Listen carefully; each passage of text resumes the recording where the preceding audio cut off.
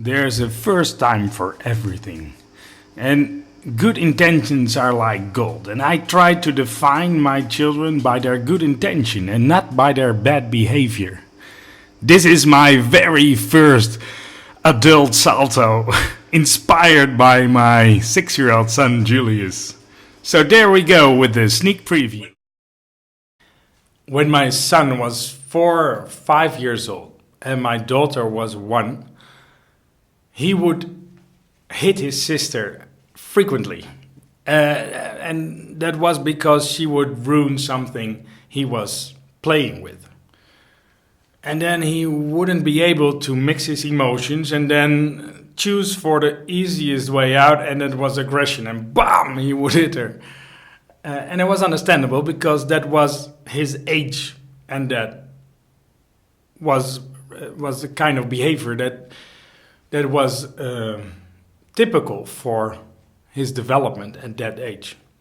And I knew it. So I was not very concerned about that behavior. And you would really see the days, weeks, months he got older that he would hesitate just a little bit longer before he would hit his sister. And that hesitation, that had to do with the good intention. He had the intention not to hit her, to solve it in a different way.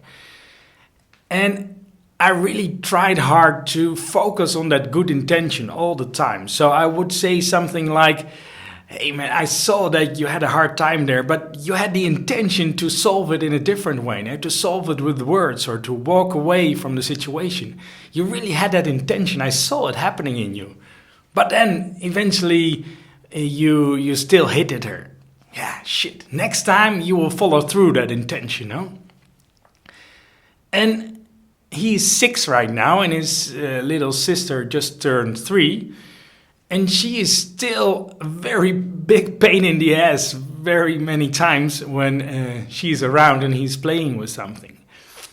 And you really see that he's able to mix his emotions and just think, shit, she's destroyed this beautiful thing I was building, but she's my little sister and she's only 3 years old, so let's solve it with words, or let's retreat from the situation.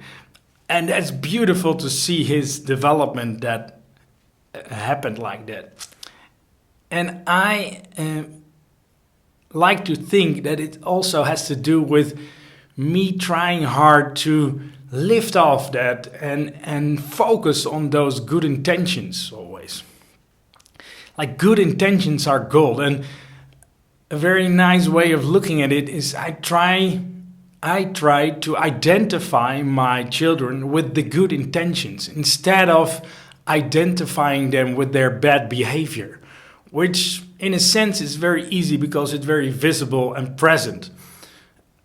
But if you go one step back and see what happened before, you can identify him with the good intentions without approving or accepting the bad behavior.